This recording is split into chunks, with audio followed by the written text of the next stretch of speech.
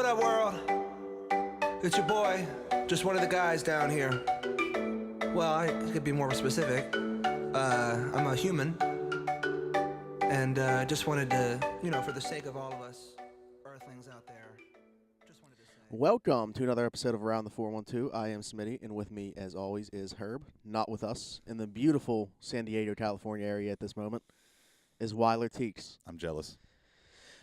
Me too. I mean, I love this area so much, but San Diego. San Diego. Hope to get out there in December for winter meetings. Yeah. I forgot they were out there. Yeah. We were, DiNardo and I are talking about that, so we'll see if that happens. But Which one got rejected last time? DiNardo. Yeah. Ryan had him. DiNardo didn't.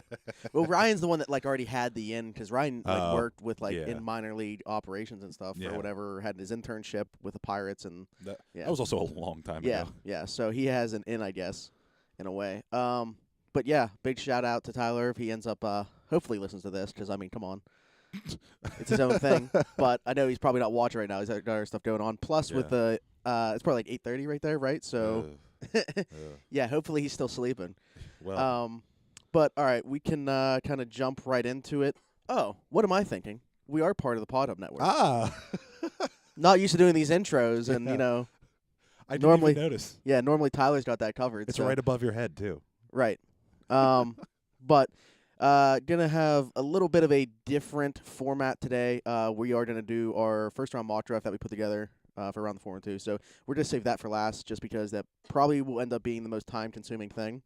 So we're going to start with the MLB just because we also have new news that people are just now seeing as well. So I guess we'll just start right there. Yeah. CoTuck and Brian Reynolds are going to join the Pirates. If you watched the game last night, you know why. Eric Gonzalez and Starling Marte running into each other full speed, both of them. Pretty scary, and I saw that Eric Gonzalez actually left last night in a sling. Yeah. So, and Marte had to ride a cart off. He kind of refused at first. Melky was had like, no. Melky, the voice of reason there for Marte, had to convince him to get on it. Yeah. But it's unfortunate circumstance. But at the same time, I'm excited to see these guys, and now we get to see the second piece of the McCutchen trade finally coming up. Yeah. And with Martin coming up, when he did, we already have seen. Well, obviously. Felice hasn't panned out the way we thought, but all the pieces of the Cole trade had at least appeared in Major League games now. Yeah. And 3 of the 4 look good. Yeah. But I'm excited for Brian Reynolds.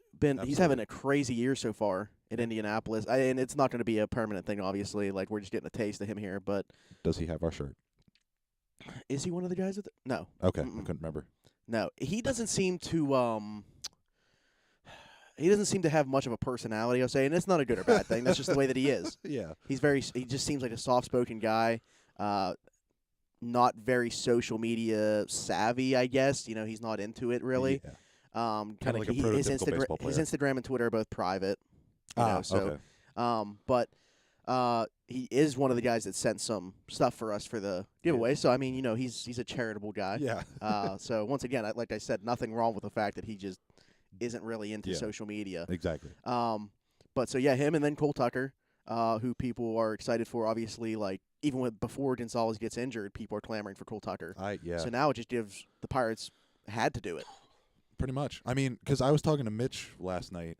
He was saying they would bring up Kramer. I'm like, if Gonzalez is going to miss time, you're not letting Newman take the reins. Plus, he's hurt right now. Yeah. You need a full-time shortstop, not a guy playing second base. Gong had to play there as an emergency last night, but they literally said that's what he's an emergency shortstop. Yeah. So you weren't going to start out with him during a game. Yeah, exactly.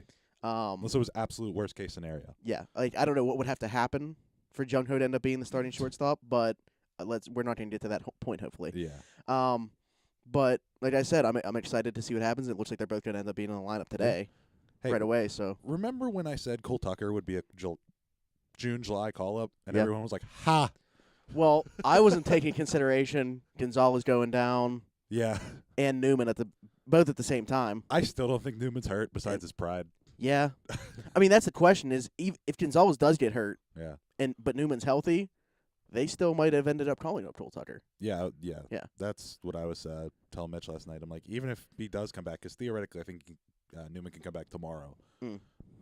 I would not even let him start. Yeah.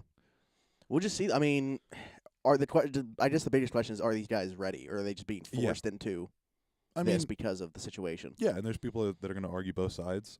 I think Cole Tucker is bad as ready. His fielding seemed pretty decent. Yeah, he's been in Sports Center top 10. Yeah, This season, right? but it sucks that Gonzalez goes down right when he starts hitting. Yeah, he was starting to play a little better. Yeah, can't excuse the fielding issues though. Yeah, AKA going into the shallow outfield. right. There still is time to get tickets for the game today.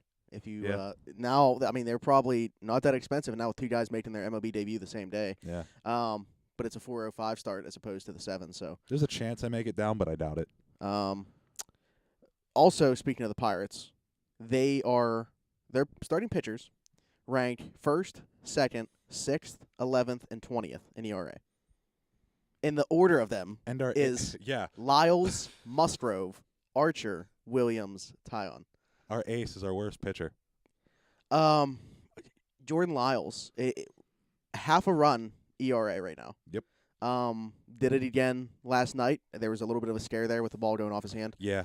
He said he's fine. He expects to make his next start. That was a weird one. I don't know why you would go with your hand in your glove. So, yeah, I didn't think it hit him at all. I just thought he was kind of like shaken up by the fact, like, oh my God, it almost died. Yeah. And then I saw him, like, they showed it again, the replay, and he was, like, reaching for his hand. I was like, oh, man. Tell me he didn't, like, break fingers on that. Yeah. That would have sucked. Yeah. Because he said it, like, hit 3 of his fingers. Yeah. But, yeah, he's been excellent. Musgrove, I mean, I think you'd be hard-pressed to find a guy that throws more strikes. He just fills the strike zone. He refuses to walk anybody. You're going to have to beat him. He's the opposite of Chris Archer. Yeah. And Archer's a guy that, he strikes out guys, obviously, throws a ton of pitches, full count to every other batter, it seems like. Pretty much. But he finds a way to make it work. Yeah. And like I said, his ERA ranked 6th in the majors with, I think it's evenly at 2. So. Oh. Yeah. Wow. Right at 2. Fair enough. But Lyles and Musgrove are both under a run right now, ERA. Which is insane. Yeah. Jordan Lyles, I think I said this before on the show. He was a compensatory first-round pick? Yeah, that's the thing. He's been Astros? pitching. He's only 28, but it seems like he's so much older because he's been pitching since he was like 19. Yeah, exactly. He's always had the stuff. Yeah. He's just never been able to translate it, and you're kind of seeing it translate now. Yeah. I mean, I liked the signing when they did it. I just thought it was for the bullpen. Exactly. But obviously they found something there that, I mean, Click. Knock on wood, at least for the time being, has worked. It's still very early in the season. He's pitched like 17 innings. Yeah. But, at the same time, it's hard not to get excited about what you're seeing. And it's, for the fans that say, it's too early in the season, the Pirates are in first place, it's too early. It's baseball, and it's Pittsburgh. We're Pirate fans. Just enjoy the moment. Enjoy it for what it is right now. I think it was something like 83% of teams that start out 10-6 make the wild card. You mean at least the wild card? At least the wild card, Okay, yeah. all right, yeah. So, just saying. saying. They're on pace for about 100 wins right now. So. Oh God, I didn't even think about that. Yeah. Let's not say that. But no, we can say it. Pony can't say it, and Pony is starting to believe in this team, and it's scary. He is very rarely right, and watch him be right about this. I hope. Yeah. But God, he scares me. But the thing is, it's not like this was his opinion from the outset of the Yeah, season. no. Like, the team is changing his mind with the way they're playing. I've seen a lot of people say the team's changing their mind, and I'm like, see what we've been trying to tell you? Yeah, I mean, I think everybody knew that the pitching would be there. I think there are people questioning that. To this extent, I mean, I guess so. I guess I could sit there and see people saying, there's no way Williams is going to keep that up. Yeah. He's going to regress.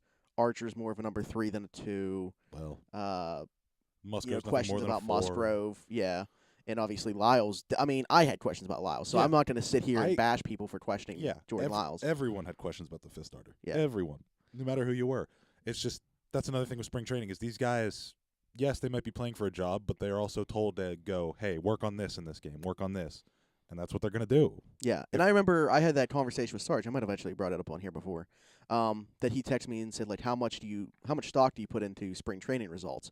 And I said, to be honest with you, it kind of depends on the player's spot going, like, on the team, like their roster spot. Like, if it's a lock, I'm not putting too much into it because, like you said, there's guys that are just be working on one thing, especially pitchers. Yeah. They're like, you know what? Let's just go into this game. Let's see what the fastball's looking like. They're just throwing strictly fastballs. You're probably gonna get rocked. Yeah, exactly. But if you're a guy competing for a position, I think that you need to get results in spring training. Absolutely. Um, Unless you were told otherwise. yeah, I mean that's the thing too. We don't really know what is being said to these guys. Yeah. What they are trying to accomplish in spring training. But anyway, yeah, Lyles is so far so good. He's answering a lot of questions that people had and making us not think that we didn't need. Gio Gonzalez just opted out of his Yankees, or is opting out of his Yankees deal if he's not added to the Major League roster. Oh God. But he's not pitching well in the minors for them. Yeah. His ERA is like 6 down there. So what reason do they have to put him on the Major League roster? Keuchel's still not signed. And Keitel's still not signed, and that's the other name I was going to bring up. Yeah. I didn't even think about that. Maybe he was holding out, thinking, you know what, if Gio's not looking good for the Yankees, maybe they'll be the team that. I'm surprised he didn't get re-signed by the Astros. Yeah, I mean the 3 teams that I thought were just back to the Astros, the Brewers, Yeah. Oh, okay. or the Braves, and yeah. How are the Braves doing? I haven't looked up on them recently. To be honest with you, I don't know. I know Ronald Acuna all of a sudden is like tearing it up after somebody said he was on a sophomore slump. Sophomore slump 2 weeks into the season. Yeah. Let me see here. They are in third place, 9-9. Okay, so yeah, right at 500. The NL is just going to be so competitive, and I hate it. Everyone was like, this is the monster division. They're all so good that it's just going to be so damn close. If the season ended today, we would be okay, so the Mets and Phillies are actually tied for the division right now. So they would have to like play one game to see who won the division if it finished like that. But then whichever one lost would host the game against the Brewers. Yep. And then we would play the winner of that. But Man. yeah, I'm talking about this way too early, but yeah, absolutely. like I said, we're Pirate fans. And it's hard not to just be excited in the moment, because what else can you do? Yeah, exactly. Just live in the moment. It's baseball. It's supposed to be fun. Yeah. We're fans. Just enjoy it for what it is. That's actually, I was thinking about that last night when I saw that Uncle Jeff dude. He's like, I like my 2015 shirt. It brings back a lot of memories. I'm like, I didn't know we had time machines. Yeah. I mean, first off, I didn't know that was a thing for them in 2015, to be honest with you. Yeah. And it wasn't us that said it. It was Cervelli that said it. Yeah. So, like, I don't know. But anyway, regardless of that, yeah, I guess my biggest thing is fans, like what you said, either live in the past or try to predict the future. Just live in the moment. Exactly. Enjoy what's going on in front of you right now. Yeah. Because this is an easy team to get behind right now. Yeah, I mean, there's no problem in having fun. Yeah. There's so many people that live and die by shitting on the Pirates. It's frustrating more than it is annoying. Yeah. Because it's just like you are that sad that you And have to be that way. I mean, you can sit here and say that they probably should have 3 more wins than they do. But, whatever. That's shoulda, coulda, woulda. They don't. could have 3 to 5 more wins than they do. Yeah. But guess what? It doesn't matter. They're still in first place right now. Shoulda, coulda, woulda. But the thing is, they're going to win games like that, too. They had no business winning. Which game of the National Series was it? The first one? It was I believe it was the first one Moran hit the 3-run home run in the 10th. But yeah. Because they lost the middle game. Right. And they arguably could have lost the third game and should have lost the third game. Okay. But yeah. But yeah, that's a series right there that but in the middle game they had the lead and blew it. So it's like that series could have gone either way, and that's baseball a lot of times. Yeah, exactly. So to me, I don't, they could have 3 to 5 more wins. They could probably also have 3 to 5 more losses and not be in the same position. But and it's not like baseball is kind of like hockey where the best team is going to have the best regular season, arguably. Mm-hmm. It's long enough to where there's going to be luck. Yeah. And I mean, look at the adversity right now that this team's playing through too. Yeah. I mean, you just have to question, what if they did from the start of the season to now not had to deal with one injury? Where would they be? That'd be interesting. Yeah, like Melky's performed out of his mind, but you add Polanco, Dickerson, Elias Diaz to take some of the pressure off Cervelli. Because Cervelli's played every game but one. Yeah. And arguably has not been that great.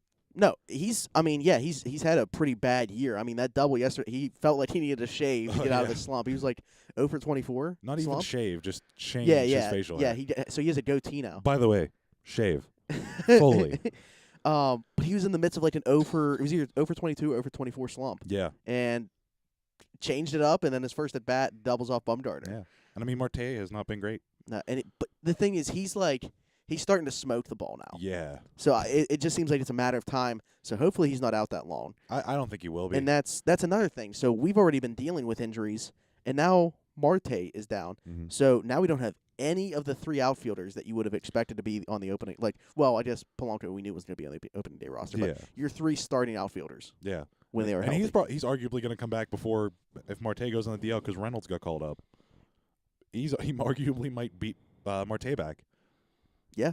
I mean, So- it sounds like he's very close as well as Diaz. I mean, they're Yeah. playing in AAA right now. The Yeah. AAA lineup, well, now they don't have Tucker and Reynolds. But yesterday Was was insane. ridiculous. Yeah. Like, yeah. Oh. I wonder how they would do against the Marlins.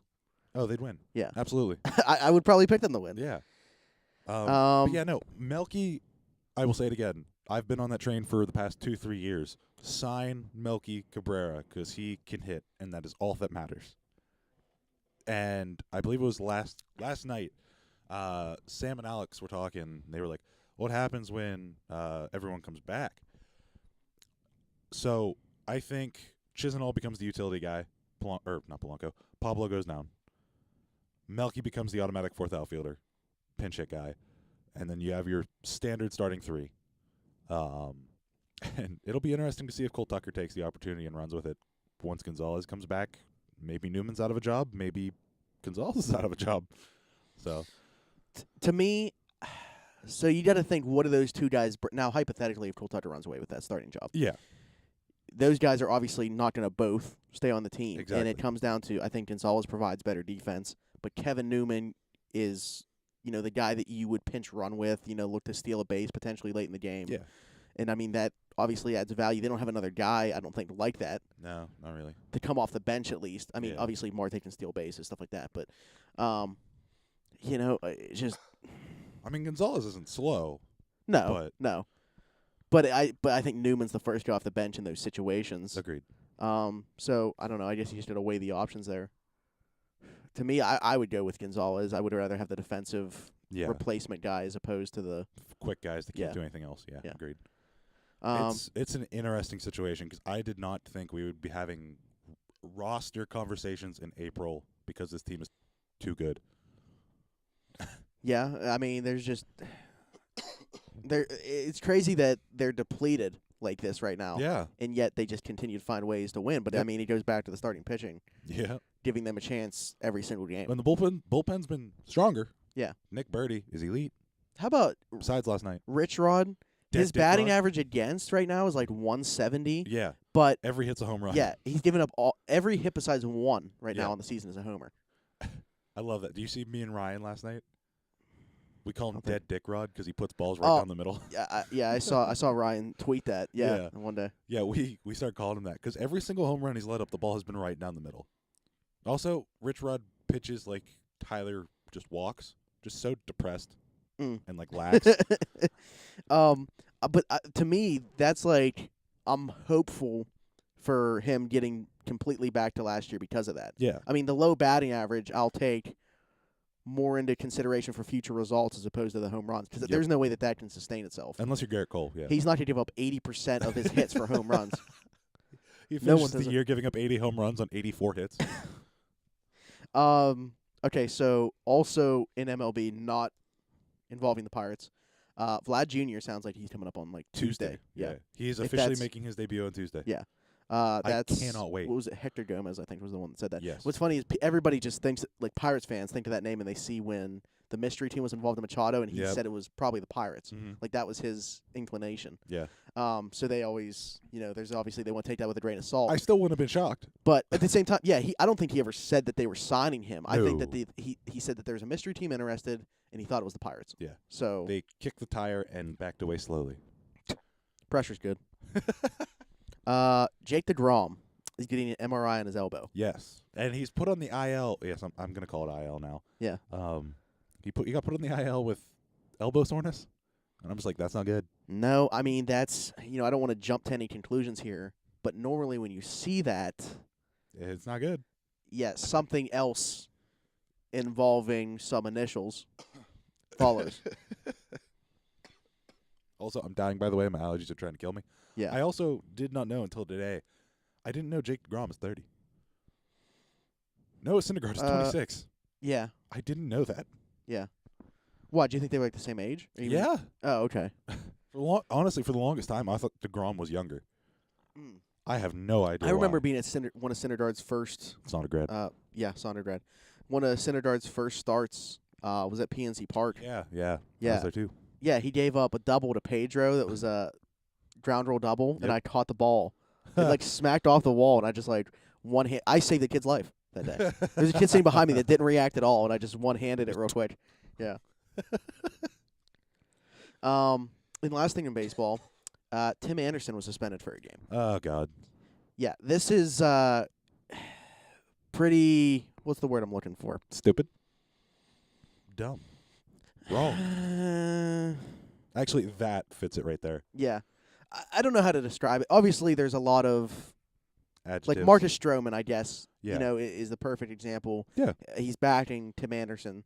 You know, like it's just that word is just part of that culture, and people need to accept it. Like it's an unspoken rule, I guess, Yeah. if you will, that gets said to people in a different manner than people in our culture say it.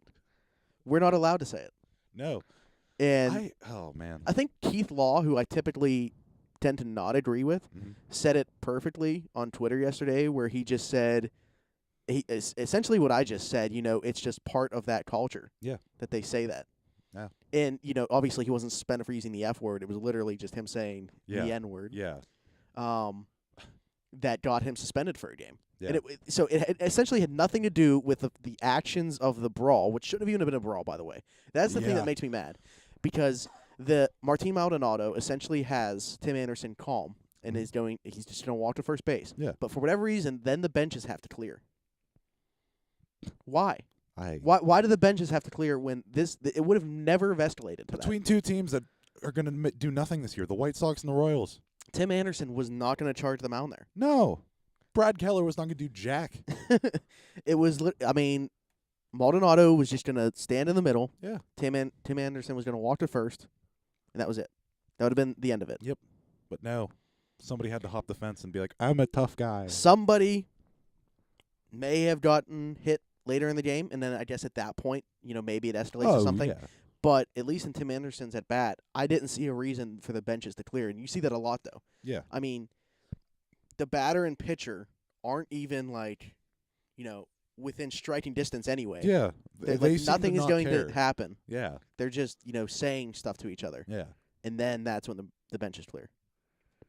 And that's when it escalates. It's always the guy that's in the dugout like, oh, I have to go defend him. It's like, no, you don't. Every team has a Yasiel Puig. Change my mind. I think that about wraps it up in baseball. Uh, Unless I'm forgetting something. do you want to do Sarge's question?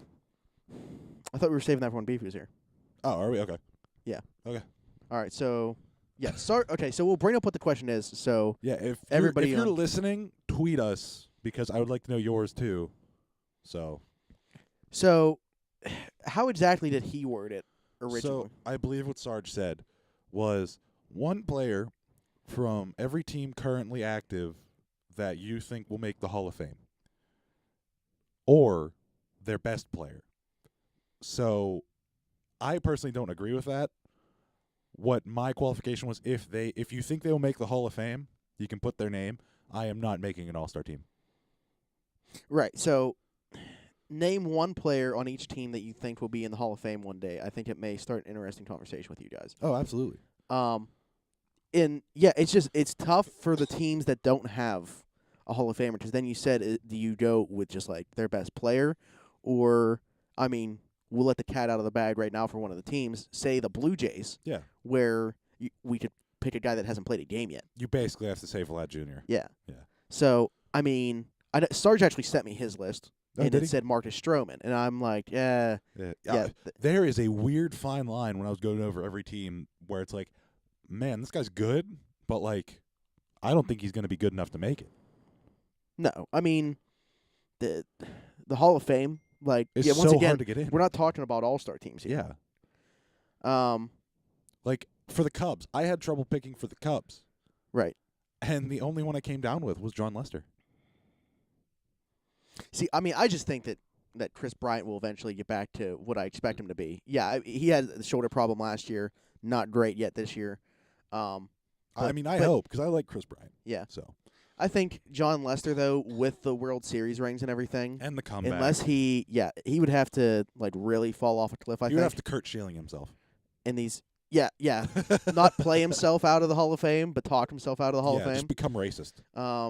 Yeah. If he's not, I don't know. Never met the man. He's a Cub. Yeah, so but anything's anyway, possible. so yeah, next week we're gonna have that conversation. All out, by the way. Yeah. I'm sure I'm gonna piss somebody off with something I'm gonna say.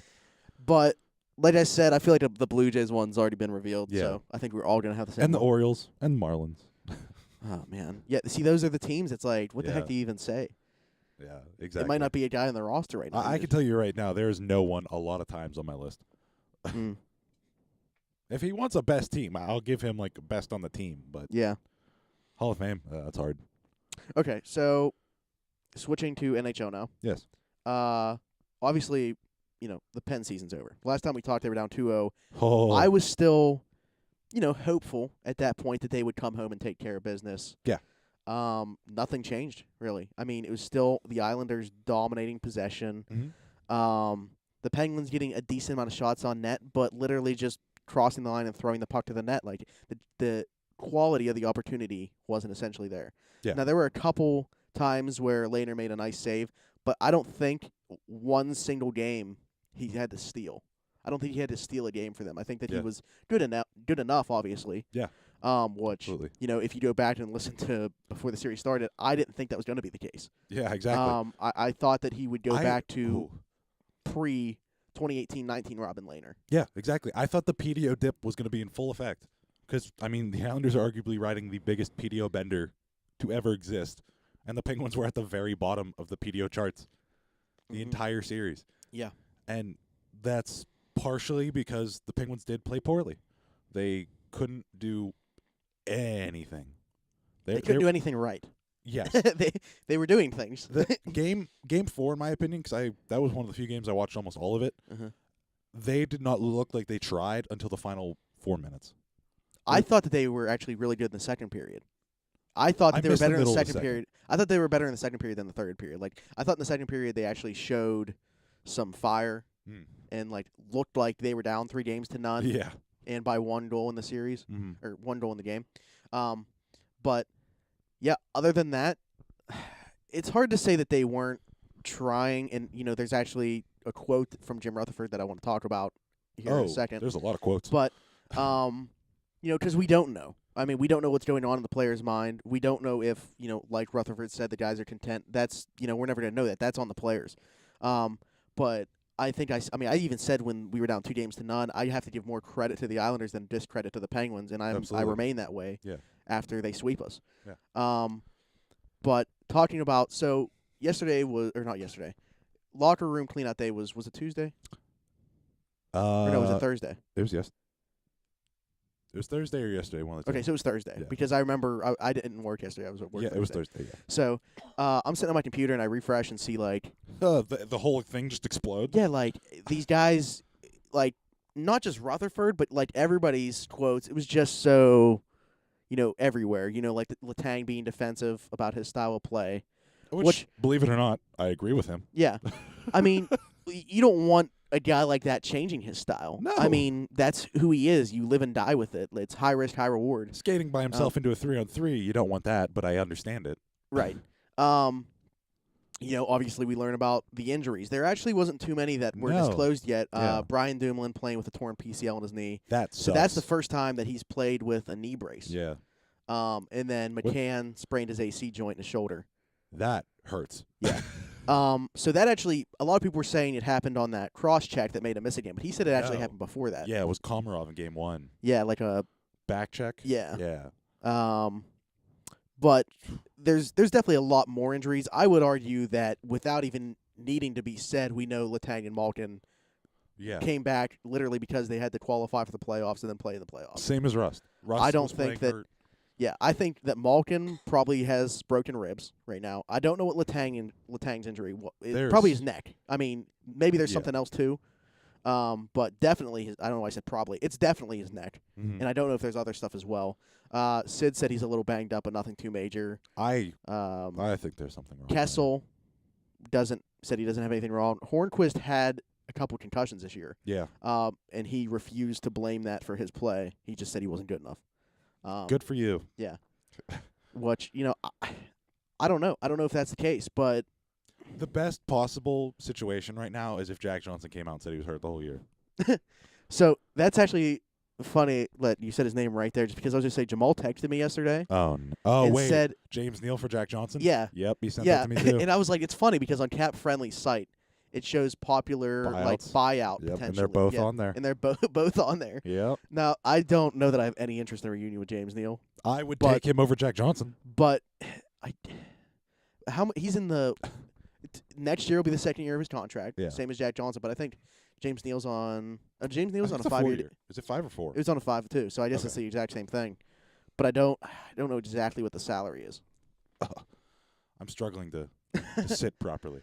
I mean, yeah, I'm all for not having Jack Johnson, but I'd probably rather buy him out than bring James Neal back. Exactly. For him. Like I think the buyout's like $1 million a season or something. Yeah, exactly. If the only possible way of getting rid of Jack Johnson was trading for James Neal for him, I would take it. But there are other preferred methods, including firing Jack Johnson into a black hole. Yeah. Speaking of which, we're gonna have Pat, Jeff, and Peep on next week. Yeah. And they're all smarter than us when it comes to like analytical stuff with hockey. So they will tell you exactly how bad Jack Johnson is. Jeff and Pat, yes. Yes. Peep just stuffs his face with food. Yeah, he just does the 3-on-3 challenge. Yeah. That's what he's good for. I need to come up with something for next week to challenge him to at a Pirate game. We got going a $1 dog night. Oh God. You had to bring up $1 dog night. You know the backlash is gonna get now. Oh well. No puns. Like that has anything to do. Hot cross buns. Like that has anything to do with Bob Nutting. It doesn't. Anybody that knows business, they know it's not him. It's funny, but it's not him. Yeah. It was funny. Now it's just over. Like every time that they do it, it's going to be said now. So I'm already sick of it. Yeah. But anyway, Jack Johnson is a good segue to talk about Jim Rutherford, I think, because this, I don't get how you win 2 Stanley Cups the way that you did with speed, and then all of a sudden decide, this isn't going to work anymore. What gave you the idea that wasn't going to continue to work? He saw hit totals, and that's it. I mean, I get that you want to protect your top players. Here's the thing. That's not changing, really. No. There's no way to just because you have a guy on a team, I don't think teams shy away from going after guys. Yeah. They will just take, that's a good, what's the word I'm looking for? If your answer for taking out Sidney Crosby is to then take out whatever guy did that, that's a trade-off that team's going to take every time. Absolutely. So they're fine with it. Yeah. So the exact quote from Jim Rutherford was, "This is the best decor we've had since I got here." I want to take a step back because my issue with all of that was his first statement was things are still pretty, fresh. Things are emotional right now, so I don't really want to say too much. Yeah. And then he says everything. And then he says everything. Yeah. It just didn't make sense to me that he starts out by saying, I don't want to say anything right now, and then says everything. To go from saying nothing to then saying this was the best detour you've had in your time here, and also blaming the stars. Blaming your best players. Yeah. So it's not your bad players that are the problem. It's the good players.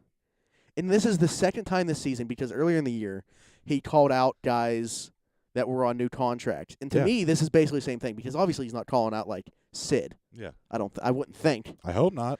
I think he's calling out the guys that weren't part of not the, Crosby, Malkin, Letang, guys that were on the first Cup team. Yeah. But the guys like Rust. Kessel, Hornquist. Yeah. Yeah.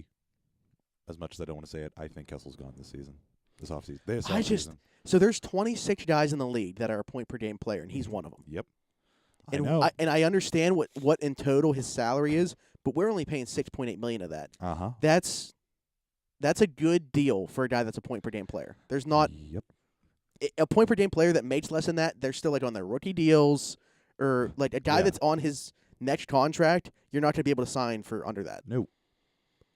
One word though, grit. I mean, See, I'm not even thinking about that. Like, I get everything else besides that. I get that Yeah. he's 32. He's not scoring as many goals as he was. Mm-hmm. But his play is arguably some of the best he's ever had. He's starting to, it looks like, become more invested in defense. And forechecking. Yeah. He was arguably the only guy forechecking that entire series. So, to me, and this might sound off the wall to people, I don't know what the numbers show, but eye test-wise, without looking at anything else, I would say that the three best players in this series were Phil Kessel, Eric Goodbranson, and Garrett Wilson. And Matt Murray. Yeah, I'm talking in skaters. Yeah. Okay. Garrett Wilson. I don't know. That's like the only one I don't know. That's the thing. When we're talking about defense, you could argue Eric Goodbranson has some redeeming qualities. Yeah. He didn't look horrible or lost. Mm-hmm. Neither did Marcus Pettersson. Marcus Pettersson looks like he could be a top 2 guy eventually. Probably a top 4. I mean, yeah, he's doing it next season at 23 years old. So. Yeah.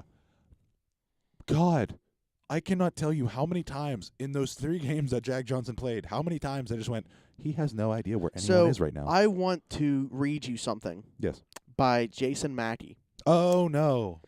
This is on Jack Johnson because this was an article. It probably will because it doesn't make any sense.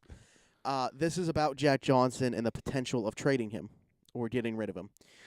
You would think that the Penguins would jump at the opportunity to move that contract 4 more years at $3.25 million per season, especially if they're looking to get faster on the back end. The problem is who would want to take it.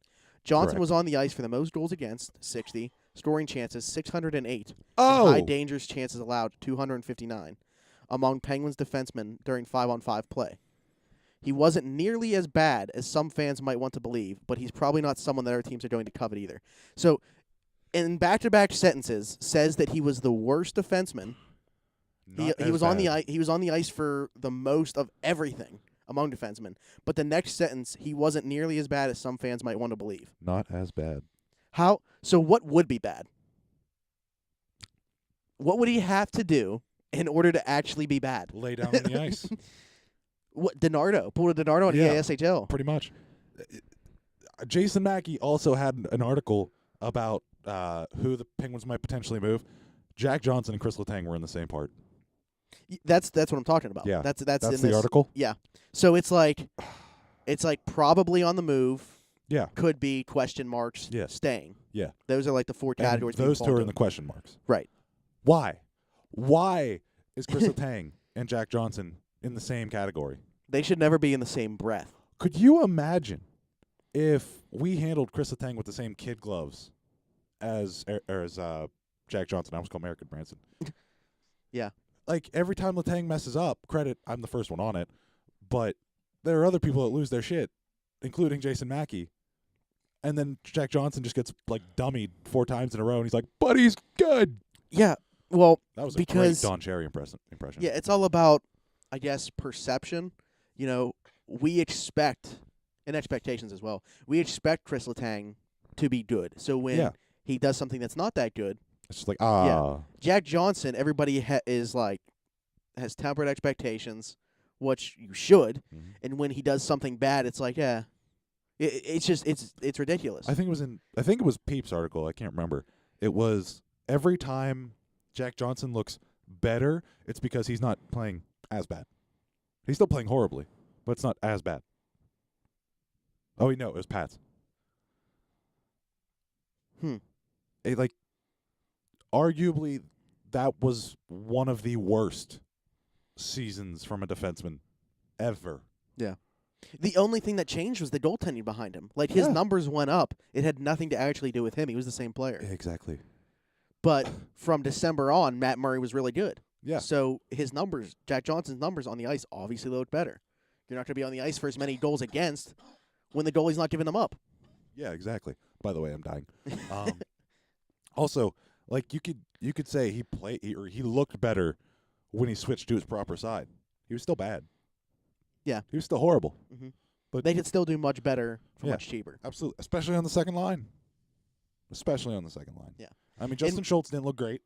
No. I don't think there was a defenseman that looked good minus Goodbranson in that series. Yeah. And Pedersen arguably had a couple of games. Yeah, he was okay. Yeah. I think that there were times where but it could have a lot to do with I think it was a lot to do with the Islanders' attack style. They were attacking Goodbranson because Goodbranson is the Weak link. guy that is but he's the guy that they look to move the puck out of the zone. Exactly. So they would attack Pedersen. Pedersen had a decent amount of turnovers in that series. Yeah.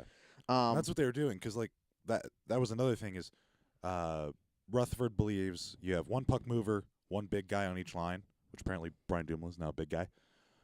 All the Islanders did was attack the puck mover, force the guy that's not used to it to move the puck, and get the turnovers. Yeah. Which is why you need everybody to be able to move the puck. Yeah, which is arguably why they did well in 2016 and 17 because you had multiple guys that could do that on each line. Mm-hmm. Ron Hainsey somehow moved pucks. And not having people adapt to that. I get Yeah. that. A lot of teams wanted to emulate what the Penguins did. Yeah. And, mold their team around that or build a team to perfectly go against that, combat that. Yeah. But the Penguins just went to something that they completely changed their style. And that's not the way to go about it. I mean, obviously you're going to lose guys, but you want to replace them with the same guys that can play in the same system. Exactly. And they didn't do that. They completely went away from what won them cups. It is reverse engineering one of the best teams in the Cap era into an absolute joke. He's doing exactly what he did in Carolina. Which, it's never going to look the exact same because you have more talent here than you did in Carolina. Yeah. I mean, you can't really tank with these guys. No. But, yeah, I mean, that's what I said. Mm-hmm. I felt like, I don't know if I felt the same way last year as this year, but once we signed Jack Johnson, to me that was like, oh, God. Exactly. Like, that was my thought, too. This is the Carolina path. Yep, this is how it goes down. Yeah. And honestly, this is the worst case scenario. If they start the season slow, I think Mike Sullivan's gone. Yeah, it's unfortunate, but yeah, he's going to be a casualty of Jim because Rutherford. he'll go before Rutherford, in my opinion. Sadly, I still think Rutherford should have retired before Bottarelli. I mean, and that's the thing. I get that. I mean, I even tweeted it. How blessed and thankful we are to even. I've seen 3 cups. Yeah, exactly. But at the same time, I don't think that means that you can't be upset. Yeah. If that's the right word, for lack of a better word, I'll use it. About the way that the team is being handled now. Yeah, exactly. You cannot be upset about this team's past. Mm-hmm. You can be very frustrated with the direction. Yes, exactly, and how this past season went. Because you can see the way that it is trending. Yeah. And obviously I don't expect to win the cup every year. No. Heck, even if they lose this series, whatever. But the problem is the way that they formed their team. Yeah. In doing so. And then did not change anything whenever they got their shit pushed in the and, playoffs. It's easy to say hindsight's 20/20, but the Islanders ended up being the worst potential first-round matchup for them. Yeah. I would have loved to just seen them fall into a wild card. I mean, even if they get swept by Washington they were or less Tampa, than 4 minutes away of falling into a wild card. Yeah. Even if they get swept by Washington or Tampa, it at least would have been fun hockey to watch because this series had no appeal for outside viewers. There's not a single person outside of Pittsburgh or, I don't even know exactly who in New York is. I don't know what their range is for Islander fans. I'll just say Long Island, on Long Island, that should be watching this. That should have been watching that series. Yeah, it was trash. It was so hard to watch. It was not good hockey. Like even the Lightning and Blue Jackets were entertaining to watch. Yeah, I mean, I was very entertained watching that series when I did. Yeah. Every game started about a half hour before the Penguin series, so I'd be watching that beforehand. In intermissions, Yeah. too. But, yeah. But, yeah, and once that was my next point is the Penguins weren't the only powerhouse, if you will, to be eliminated early. And the Flames just went down. Both number 1 seeds lost in the first round in 1-4 and 1-5. Yeah.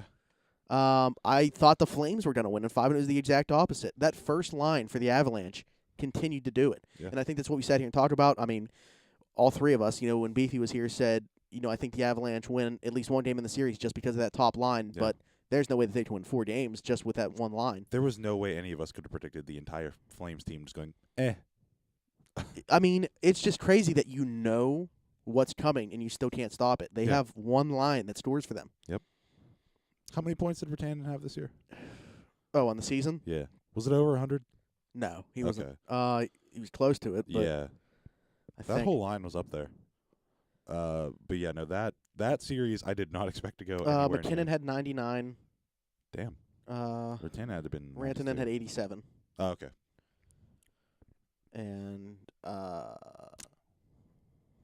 Landeskog, how many did he have? He's probably a lot lower. Yeah. Flames, I have no idea what happened there. Somehow. 75. Oh. So 3 75-point players. Yeah. All on the same line. How did Mike Smith start every game for the Flames? Almost Flyers. I think so. Yeah. How is goaltending not their issue? Because they didn't lose from their goaltending. Yeah, I know they had like Arguably. 55 shots in Game 4. Yeah. He wasn't good yesterday. Yeah. Well. Yeah, he had like an 84 save percentage or something yesterday. Arguably, he shouldn't have been starting that series. I was surprised that they didn't They make did, the switch yeah. at some point. Yeah. I mean, even if it wasn't necessarily him that was the problem, Yeah. it's the same thing as like pulling a goalie, I guess. Yeah. Let's just switch it up and see if the team rallies around it. But yeah, so that series and the Lightning Blue Jackets, which That is historic. that's why it was great when it got to 3-0 because either the Jackets were still going to not win a playoff series and they were going to blow a 3-0 lead in doing so, Yeah. or the best regular season team of all time was going to lose in the first round, and that's what happened. So. Nikita Kucherov would have been suspended way more than one game if they weren't already down Oh, 2-0 yeah. at that point. So, as much as I did not want the Blue Jackets to get anywhere near the playoffs, just for pure anarchy reasons, the fact they beat them is the next best scenario. Yeah. I I mean, I would have wanted the Canadians to beat them too, just because. absolutely, But yeah, I don't understand how that team clicked at Game 82, or Game 81, you could argue, mm-hmm. and just They're still steamrolled riding them. it. They're still riding it right now. Yeah, that it's insane. Who do you think? So obviously, we kind of want to wait until all the first round series are over to go forward with predictions. But would you consider the Blue Jackets as the favorite in the East right now after that series? No. Who do you think's favorite in the East then? Whoever wins Boston, Toronto. Okay. Absolutely. Like you said, with Columbus clicking when they did, Yeah. and then obviously sweeping the Lightning. I don't know. I almost consider them to be the favorite. I mean, if now Bobrovsky knows he's gonna have to play the Pens. Yeah. Yeah. So my way of thinking, if the Leafs hold on to this 3-2 lead and win Game 6 or 7, I think the Leafs beat the Blue Jackets just because I think the Leafs are better all around. If it's the Bruins, I don't see the Bruins making it past 5 games with the Blue Jackets. and that would, I mean, Caps and Canes are still tied at 2, so we really can't say anything about. I am surprised that series started out series. 2-0 and they tied it. I'm surprised. Yeah, when it started out 2-0, I kind of thought that the Caps would then take 1 in Raleigh and then finish it off in Game 5. Like, I thought it was only going to go 5 after the Caps won 2-0. Yeah. But it was nice to see the Canes respond at home. Now I just kind of think it's probably going to go 7 and the Caps win. Like, the home team just going to win every game. Exactly. And then you have Vegas up 3-2. And the Stars are tied with the Preds, which is a little bit of a surprise, I guess. Is Winnipeg still tied at 2, or did someone take the lead? No, the there? Blues are up 3-2. They Okay, scored good. with 15 seconds left in the game to win Game 5. Nice. Uh, Love it. yeah, Jaden Schwartz. Yeah. I'm disappointed Vegas didn't close it out the other night. But Yeah, so looking at my predictions so far, with the series that have ended, I'm 0-3. same. Yeah. Damn it. But, like, how many people aren't? Like, Yeah, exactly. how many people pick the Avalanche? After the first 2 sweeps, there was one bracket in the entire world that was correct. Wow. But they also picked a 1-goal Stanley Cup final. Mm. 1 goal in the entire So series. that was also with the amount of games, right? Yes, So, like, yes, okay. Yeah. So it had to be a fan of one of either the Blue Jackets or I don't think so. Islanders. I don't Really? think so, yeah. I think it was just some random dude. Sheesh. Yeah. He was just like, on anarchy. But I'm going to grab my drink really quick. okay. I'm dying. But yeah, that's all the series going on in the NHL. So already, after what? How long has the playoffs even been going on? Week and a half? Okay, like about 2 weeks. We have no Penguins, no Lightning, no Flames. It's a great time. Blues up 3-2, Leafs up 3-2, Knights up 3-2, Stars and Preds tied at 2, Caps and Canes tied at 2. I haven't watched the Winnipeg Blues series yet. You haven't watched any of it? No. I feel like that's a lot of fun. Yeah. I don't. So, how do you feel about Winnipeg fans? Oh. I hate them. I hate them. They're It like seems to be like a common thing, and I haven't like caught on to it yet. Like I don't know exactly what the deal is. I like the Jets. I like Yeah, Winnipeg yeah. in general. I hate the Winnipeg Jets fans about as much as I hate Cubs fans. Wow. Yeah. So what do they're they that like? annoying. What's the yeah? Like I just what do they like? I don't understand it. I At guess. games, every time there's a shot on goal, it's It's so annoying. Every time there's a ball hit in the air, It's so dumb. I can't take it. It's just like they don't know what they're watching. They didn't have hockey for 30 years. It's like, oh no. Man, not even 30 years. So, I don't know. That's just how I feel. I'm sure there's other things to go with it. They also live like 70% of the year in the dark. So, Right. Is that the DK really likes it there, huh?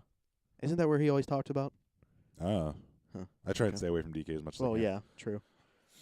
All right. Well, anyway, Hockey's over. Yeah. And we're sad.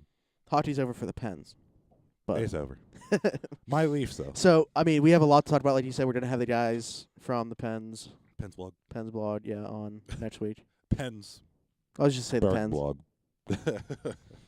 Well, Pat also does the Dying Yeah. Live podcast, so Yeah. he'll be, he'll know exactly. He'll be adverse to the podcast game already. We'll see Yes, he how will.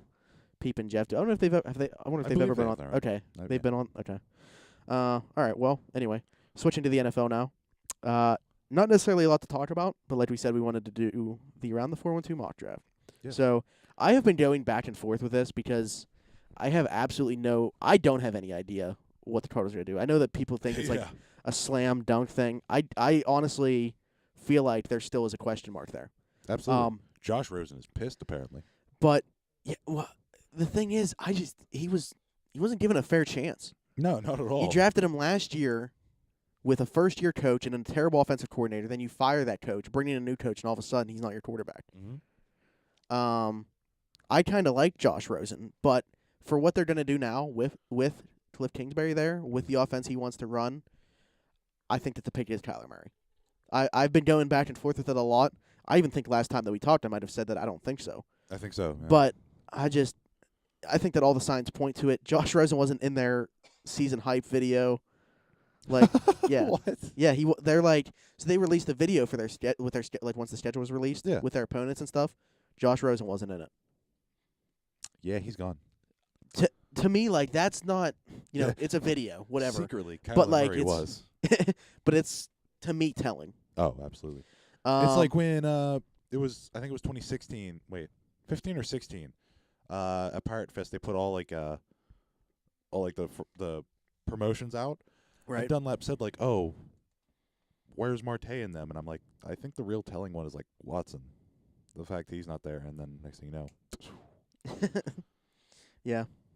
Well, it's the little things like that. it's that some yeah, people like can the just- marketing, promotional stuff. Like we Yeah. can't market a guy that's not going to be here. So Yeah, exactly. We can't market that guy. We can't market this guy. Maybe they will care. Maybe they won't. see if we can fly it under the front. Keep Yeah. it under the rug. So second pick, 49ers. Too good to pass up. I think they go Nick Bosa. They've already added Yeah. D Ford and the Yeah. pass rush. They've already improved it, but Nick Bosa is the highest pedigree guy in the draft. I think that's a slam dunk pick at number 2. Absolutely. The These Jets, Arguably, Nick Bosa could be the first overall pick if not for the Cardinals having it. right? That's the thing. Like, I don't think that if the Cardinals want Kyler Murray, which I'm pretty sure they do with the offense they're going to run, Yeah. I think that they could probably move down from the number 1 pick and get him. I don't think Oh, that they yeah. can move down too far, No. but they can move down a couple spots and acquire something else, acquire another pick. that You're trading the first overall pick. You're going to Yeah. get another That ju- first-round pick. that just reminded me. Did you see what the Raiders did? Yeah. Oh my God! I saw somebody say that that's not too uncommon. That there's a team not that has sent guys home or like said that they don't trust people. I saw somebody that used to work in I don't know if he was a GM himself, but An NFL he said, office. he said we did something like similar to this. We said that we were drafting, if he was on the board, some random player that we had no intention of drafting, and it leaked. So we knew that there was the there guys was a that- bad yeah. apple. yet there was somebody in that room that was Yeah. telling somebody something. Yeah. So, yeah, almost like But the fact setting that, them up to see. Yeah, but the fact that they were like, we're sending everyone home because we don't know who to trust and we have to consolidate power. Yeah. Come on. Yeah. You have 3 first-round picks. Come on. Yeah. So they're close on this board. They're gonna be picking here soon. Yeah. The Jets. I went with Josh Allen. Who I think makes a lot of sense. There's so many good edge players. I was about in to this say, draft. I'm like, wait, is he not a quarterback on the Bills? No, the other Josh Allen. Yeah. Who's an outside linebacker. Once again, a guy that a lot of people could probably argue could be the best player in this draft. But Jets need guys to rush, and that's what he does. Yeah. So I think they go with him. Number 4, this is the Raiders' first pick. I also want a couple ways with this. They have a ton of areas of need on the defense. They have a ton of areas and needs all around. This, to me, makes too much sense. Not that it's their number 1 need, but Quinnen Williams from Alabama, interior defensive lineman. I think it makes a ton of sense. I don't think you can go wrong with that pick. The upside is there. Like I said, they have a ton of areas of need, but you got to start somewhere. So they could also go cornerback, but I think they'd be drafting one way too high right there. They have 2 other first-round picks. They can get that later. If there's questions about them possibly going quarterback, I don't think that happens right there. There's unless they get Kyler, no. Yeah. That'd be interesting. If the Cardinals didn't take Kyler Murray, obviously that would change everything on here. Yeah. Because Or that would probably mean Nick Bosa going number 1. Do you think they trade up, the Cardinals trade back to the 4th overall pick? With the Raiders? Yeah. Maybe. Yeah, that would mean the Raiders getting Bosa, which they would definitely do. Or would they take Kyler? But that would screw the Cardinals out of what they wanted to do the whole time. Unless they don't. That's why I don't think the Cardinals could probably only move back to 3. But Yeah. the thing is, the Jets are trying to trade that number 3 pick. That's why I had a hard time even giving them a pick. Yeah. But I can't. I'm not going to You guess can't trades pick on trades. here. Yeah. You're not going to be able to. I mean, I know there's people that do that. There are mock drafts where yeah. people do that, but yeah, I'm not doing that. That's bold. Yeah. Number 5, Tampa Bay. They need to replace. Why am I forgetting his name now? I literally just had it in my head. The linebacker that left and went to San Fran. I'm blanking too. Quan Alexander. Yeah. Ah. So they need to replace him in the middle. Devin White from LSU is going to do that. I think that's probably the easiest pick to make out of this. I don't think that there's a chance he goes in the top 4, but he's going at number 5 to Tampa. 6 to the Giants. The first of their 2 first-round picks. This one was tough.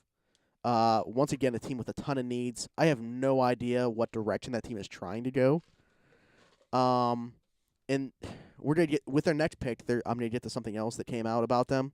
Uh-oh. But it didn't say their name specifically, but everyone knows it's them that this report's about. Okay. I'm gonna go Rashawn Gary from Michigan. Once again, another edge player in this very deep edge draft. They, like I said, they have a ton of needs, but you always need guys to rush the passer. So the Jaguars were to get us in Tong. I think that this is going to be a very underwhelming pick, but it's necessary. Jawan Taylor, offensive tackle from Florida. He's the best offensive lineman in the class. That is very underwhelming, but also probably Yeah, the like best you option hate for when your them. team drafts a lineman in the first round. It's like, what the? But you need him. What was Joe Thomas picked as? What number pick was he? Yeah, if you even know what round. What he was a first rounder. He Okay. might have been like 3rd overall. Yeah, like he was. All I need to know. Yeah. Detroit, another team that's trying to trade their pick, so it's kind of hard for me to mock this, but Theoretically. I'm going to do T.J. Hawkinson, tight end from Iowa, one of their 2 really good tight ends. Yeah. I know that they signed Jesse James to a pretty lucrative contract, but this is, like, Hawkinson is the next coming, people are saying, of, like, Jason Witten. Yeah. So I think that that's somebody that they need to get, and if they stay at that pick, I think that's who they take, but I could very well see them moving back as well.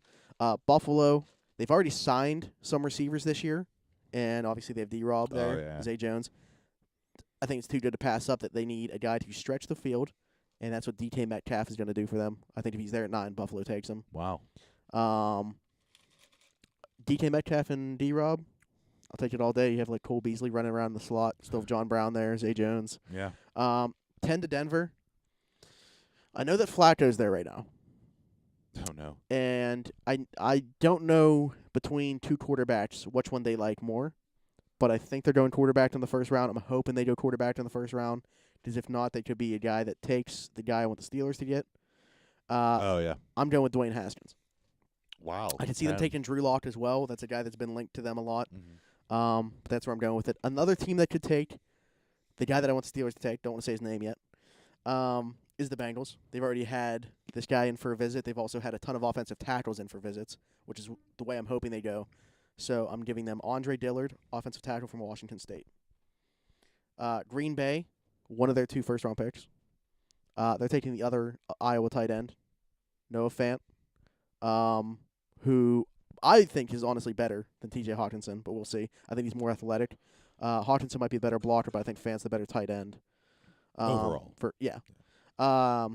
Dolphins. This is interesting because they don't want to be good this year, but they need to find a way to still tank, if you will, this year, but improve as well. Compete. At certain positions. Compete. I think Jonah Williams, an offensive tackle from Alabama, gets that started because obviously they don't have their quarterback of the future there yet. Yeah. But you need somebody to protect that guy when they do get there. So I think they'll go Jonah Williams, offensive tackle this year, and then possibly take the quarterback he was protecting in Tua Tagovailoa. Man, that name is tough to say every time. Tua. Yeah. Next year. Both Alabama boys. Yeah. The Falcons picked at 14. This was tough for me. Another team with a lot of needs on defense. I go Ed Oliver, defensive lineman from Houston. Combine freak as well. The Redskins picked at 15. I think that's the team that's going to be very upset that Metcalf won the top 10. And I think also to see 2 quarterbacks off the board already. They could go Drew Lock, but I'm giving them N'Keal Harry, the wide receiver from Arizona State. I think that might be a bit of a reach there, but I think that they're just going to take the player at the position they need as opposed to best available player. Yeah. 16 Carolina. I give them Brian Burns, another edge player in a deep edge class. A lot of people think he could end up being the best one. Now, this is the pick I want to talk about with the Giants. There was a report that came out that a team, didn't say which team, had Daniel Jones, the quarterback from Duke, as the number 1 quarterback in the class. And a lot of people think it's the Giants that have that. So I'm giving them Daniel Jones at pick number 17. So that's number 1 above. Now, I don't know if it's Kyler before Dwayne or Dwayne before Kyler, but regardless, Daniel Jones is the number 1 quarterback on their board. Duke. Yeah. Duke. And the thing is, the numbers at Duke weren't even impressive. Yeah. I mean, literally, I think what they're basing that pick off, if they like him that much, is the fact that he's like 6'5". Hey, draft me. Another underwhelming pick here for the Vikings. They need help on the offensive line. I think they go Cody Ford, offensive tackle. The Titans picked at 19. Another team that I know would love to have had Metcalf or even Harry right here available, but they're not. I don't think that they reach for another receiver here. I think they'll take Christian Wilkins, defensive lineman from Clemson here. Mm-hmm. Now, Steelers picked at number 20. This might be me picking all these picks before. I was going to say, this is full on hoping. This is hoping. Devin Bush Jr. at pick number 20 to the Steelers. If he's available, they're not. It's literally just going to say the pick is in as soon as it gets to them. Yeah, pretty much. He wasn't somebody that came in for a visit, but wasn't somebody that need to. They went to his pro day. They met with him there. Yeah. So I think if he's there, that's the slam dunk pick for them. Absolutely. They haven't been able to replace Ryan Shazier since the injury. Yeah. And that's what this does. Seahawks pick right after us. This is another team that could look to move that pick. I give them Jonathan Abram, safety. The reason being that they need to find a replacement for Earl Thomas, who moved on. Yeah. Unfortunately, into the Steelers division, Baltimore. Oh, well. He's washed. I hope. Coming off a broken leg. The Ravens picked at number 22. This was tough for me. They could go a lot of ways. Also, even just within this position, what do they want from the position? Because they could go with Hakeem Butler as well. If they're, he's 6'6". The question there is he dropped a lot of passes in college. Yeah. I think they go Marquise Brown. The complete opposite of Hakeem Butler. Wow. Yeah, AB's cousin playing for the Ravens. Perfect. Texans picked at number 23. Yeah, once again, an underwhelming pick when you go offensive line, but they need help at guard or center, which is where Garrett Bradbury can play. The second of the Raiders' 2 first-round picks, a guy that could potentially be a Steeler if Devin Bush is unavailable, which very well could happen. Byron Murphy. The Raiders need a second corner, and he fits the bill. The Eagles need help at running back, but I don't know that a running back should go in the first round. I'm giving them Chauncey Gardner-Johnson, safety from Florida, who also plays cornerback. They can use him either way. What was his name? Chauncey Gardner-Johnson. His last name is Gardner hyphen. Yeah, I just want to make sure. The Colts, they need to find a weapon to go along with T.Y. Hilton at receiver. Oh, so yeah. I'm giving them 6'6" Hakeem Butler. Yeah. I bet they wish they held on to Moncrief? yeah, Dante Moncrief. Sorry. Yeah, and actually let him have a healthy quarterback. Yeah. Healthy Andrew Luck. Yeah. At pick 27, it's the Raiders, last of their first-round picks. So this guy has fallen from out of the top 10 due to a heart condition. He's not even on some teams' boards. Some teams still have him going in the top 10. Some teams don't have him on their board, so it kind of just depends. Yeah. I think that because the Raiders have 3 first-round picks, they're willing to take that chance with one of them. So I'm giving him Montez Sweat. Yeah, I forgot about him. Yeah. So, yeah, he obviously did drop quite a bit here, but I think he's still a first-rounder. You just got to be careful with that. I mean, the team has to make sure that the medicals are there and everything. But the Chargers, I think that they need to add a receiver after losing Tyrell Williams in free agency. I think they go A.J. Brown from Ole Miss, who I think, honestly, is the best receiver in the draft. I think DK Metcalf is kind of just a one-trick pony. I don't think that he can run the routes. And A.J. Brown was actually the better receiver on that same team in college. So the Chiefs, this is actually a name that's been mocked to the Steelers quite a bit. Clylan Farrell, edge from Clemson. Don't really have much on that pick other than they lost 2 of their pass rushers, so they obviously need a pass rusher. Yeah. Green Bay, second of their first-round picks. The Saints' original pick that they traded last year. Yeah. Nasir Adderley, safety from Delaware. There's a lot of questions about him just because he played at Delaware. Yeah. Well, I mean, it's Delaware. Because, obviously the lack of competition Yeah. in college. But, man, I wish this guy were going to be available in the second round. I don't think he's going to be. The Rams at pick 31, Chase Winovich from Michigan, who wants to be a Steeler, has pretty much said that. Yeah. He said, I would love to play anywhere, but this is a dream. This would Don't be a dream to sign. play for the Steelers. Just don't sign. To me, I think that everything about him screams second round, other than the fact that he just has more drive than everybody else on the football field. Yeah. He's a very motivated player. He's a high character guy. I would love it if he fell all the way to pick 52. I just don't see it happening. And even if he makes it into the second round, I feel like he'll go fairly early in the second round. But somebody also tweeted the same thing tweeted back to him yesterday when he said about the Steelers, like it would be a dream or whatever. Yeah. And said, like, they either put an edit with a picture of him in a Rams uniform or just said something about how good the horns would look. Yeah. And he said, oh, yeah, that would be dope too. So, I don't know. I just see something there. They need edge rushers, obviously. Yeah. Patriots at pick 32. They would have loved for one of those 2 Iowa tight ends to be here. I don't think that they will be. They obviously need a tight end. Yeah. I don't think that they'll reach for the third best guy at that position. No. Quite yet. So I give him Jerry Tillery, interior defensive lineman from Notre Dame, to finish out the first round. The Patriots have a ton of ammo this year. They have a ton of draft picks coming off a Super Bowl win. Demaryius Thomas just signed there. Yeah. See, to me, I don't know how much that even. I think it'll help a bit. Yeah. I just can't believe that Chris Hogan's not there anymore. Yeah. To be honest with you. But Demaryius Thomas, he's kind of he became what everybody thought Amari Cooper was in Oakland, just couldn't catch the ball. Yeah. Last year when he was with Denver, and then he went to Houston. Really didn't do anything there. But the Patriots tried to trade for him last year. Yeah. And now they end up with him without having to give up a draft pick. So, I mean, I guess that's a positive. And it's the Patriots. So, yeah, I'm sure it's going to somehow work out for them, unfortunately. But, yeah, I'm really scared with all the draft picks they have. They might use another pick to move up in the first round to take one of those 2 Iowa tight ends. Yeah. Which is and then we'll have another Gronk. That's arguably what they'll probably do, at least from what I've seen. The other thing that I saw yesterday, which was kind of wild, is the Yahoo group, their mock draft. They have the Steelers taking DK at 20. Really? Yeah. I just can't see a scenario where he falls at 20 just because of he's the combine darling now. Their reasoning was the fact that he doesn't really have a full body of work. Yeah. He's Well, pl- that's what I was saying. Yeah. People are literally like putting him in the top 10 just based off like what a specimen he is. Yeah. He's a freak And- physically. And they said there's a good reason why a lot of guys his size with the muscle, muscle that he has aren't wide receivers. Yeah. So, I mean, you're going to give and take with him because he's not going to be the most agile guy.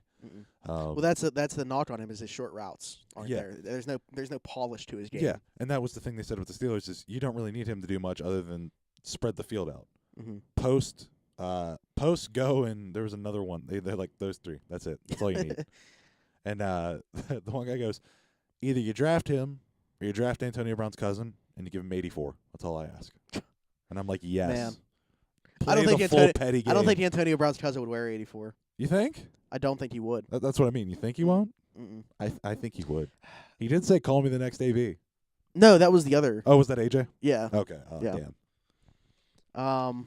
No, yeah, I don't think Hollywood would do that just out of respect for his cousin. Like even if like he said, he would he actually said he'd love to play with Roethlisberger, Yeah. which is funny. But yeah, I just can't see him wearing 84. I don't know who the next guy will be. You got to have some nuts to do that because I understand that, the fans will probably love it and everything, but at the same time, It's like John Neese coming in here wearing 18 after being traded for the guy that wears 18 that everyone loves. Yeah. Just sack up and go. Yeah, it takes balls to do something like that. Regardless of how the guy left the city, like you could argue he's the best receiver in the franchise history. So, but I do like the fact that Hines Ward is still the leading receiver in history. Yeah. How close was he? AB. Honestly, I don't know. Gotcha. Yeah. Thought I'd ask. Yeah. I just know you didn't win Super Bowl here, so God. All right. Well, anyways, I feel like that about wraps it up. Next time you talk to us, we'll have the both of us and Yeah. Tyler back. All I'm full going show. to leave you with is Crystal Tang. Yep. I hope Geddes listen. I'll tell Geddes to listen Crystal to this. Tang. Crystal Tang. It's an inside joke that nobody else is gonna get. It's so stupid, but it's so good. Every time he took one of those stupid little backhand shots, it's just like Crystal Tang. Yeah. Well, everybody, if you're watching on Twitch right now and you're not following us, please hit that follow button. You can also subscribe to us. If you'd like. If you have Amazon Prime, anybody you know has Amazon Prime, you get one free subscription a month. It does not auto-renew, so you'd have to come back here every month to reuse it. If you want to subscribe to us but you don't have Amazon Prime, that's also an option. There's 3 tiers to that. If you are listening anywhere else besides Twitch, please come over to Twitch, hit the follow button. You can come and join us live every week when we do this.